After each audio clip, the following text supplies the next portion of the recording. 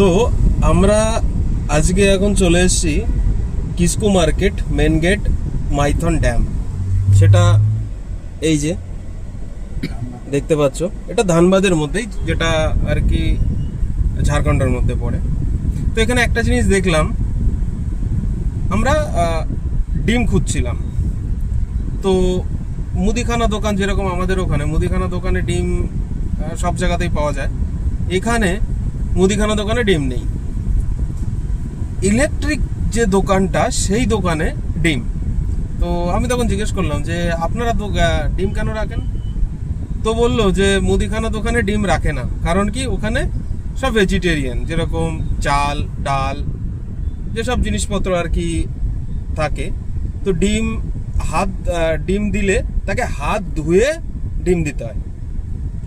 তো বিষয়টা একটা অন্যরকম লাগলো এখানে। আর ইলেকট্রিকের দোকানে ডিম আছে। তো এখানে যারা আর কি থাকে এখানে, তো অবশ্য তারা যখন কিছু জিনিসপত্র নিতে আসে, যেরকম ইলেকট্রিকের যে কোনো পার্টসপত্র, তখন কেউ যদি এসে ডিম চায়, যেই আগে জিনিসটা চেয়েছিল আর কি, যে ইলেকট্রিক্যাল জিনিসটা, সে বলে কি যে তুমি হাতটা ধুয়ে তারপর আমাকে ইলেকট্রিক্যাল জিনিসটা দাও। মানে কিরকম একটা জায়গা এটা, যেটা খুবই আশ্চর্যজনক লাগলো। মানে এটা তো আমাদের বাংলাতে এটা কখনোই নেই। এটা ঠিক আছে, ভেজিটেরিয়ান লোক ভেজিটেরিয়ান, সেটা হাত ধুয়ে জিনিসটা দেওয়াটা একটু অন্যরকম লাগলো আর কি।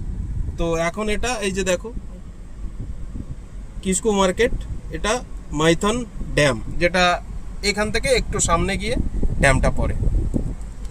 তো একটু অন্যরকম লাগলো আর কি, সেজন্য ভাবলাম যে একটু শেয়ার করি তোমাদের সাথে, এই আর কি।